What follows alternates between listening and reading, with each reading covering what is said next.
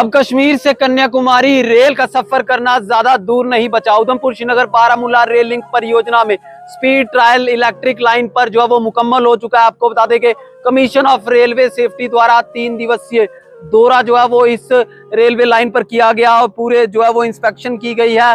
और अब ये बताया जा रहा है कि संगलदान से रियासी रेलवे स्टेशन तक ट्रेन जो है वो बस अब कुछ ही दिनों में जो है वो आम लोगों के लिए एक बड़ी सौगात जो है वो मिलने जा रही है। और रियासी से लोग जो है वो श्रीनगर की ओर जो है वो रेल के जरिए सफर जो है वो कर सकेंगे। मैं आपको बता दूं कि उधमपुर श्रीनगर बारामूला रेल लिंक परियोजना 272 किलोमीटर लंबी इस रेल लिंक परियोजना में मैक्सिमम कामकाज जो है वो मुकम्मल हो चुका है। और अब केवल रियासी से कटरा के बीच 17 किलोमीटर का जो सेक्शन है वहां पर कामकाज इस समय जो है वो तेजी से चल रहा है। जैसे ही वो कामकाज भी मुकम्मल हो जाता है तो कश्मीर से कन्याकुमारी हर भारतवासी जो है वो ट्रेन के जरिए सफर कर सकेगा। फिलहाल रियासी से संगलदान तक हम देख रहे हैं कि पिछले कुछ दिनों से जो है वो ट्रेन के ट्रायल जो है वो लगातार किए जा रहे हैं। इसी बीच कमीशन ऑफ रेलवे सेफ्टी यहाँ पर पहुंचते हैं और उन्होंने जो है वो इंस्पेक्शन किया। 3 दिन जो है वो इसको पूरे ट्रैक पर जो है वो इंस्पेक्शन करते हैं।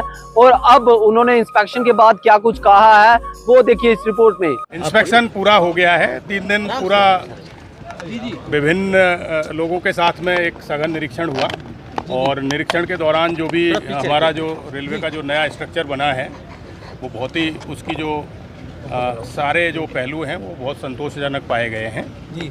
और गाड़ी चलाना से पहले बहुत सारे कॉम्प्लेक्सिटीज़ होती हैं। हम लोगों को बहुत सारे पहलुओं को देखना होता है तो वो सारा देख के फिर उसके हिसाब से हम लोग आगे की कार्रवाई। अभी क्या कुछ ऑब्जर्व किया, क्या तैयार है ट्रेन आने के लिए यहाँ पे?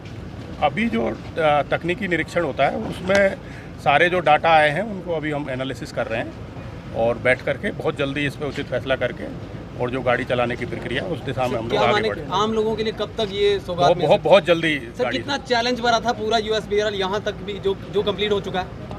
बहुत चैलेंजिंग काम था और इसमें सब लोगों ने मिल करके जो टीम थी सारी जो इस प्रोजेक्ट परियोजना को जो इम्प्लीमेंट कर रही थी उसमें हमारे देश की मैं कहूँगा कि best of the talented team यहाँ पे लगी हुई थी और भारत सरकार की एक बहुत ही महत्वपूर्ण प्रायोरिटी वाली परियोजना थी और इसका जो कार्य जिस तरीके से किया गया है वो बहुत ही उच्च कोटि का कार्य हुआ है, वो सराहनीय है। सर दुनिया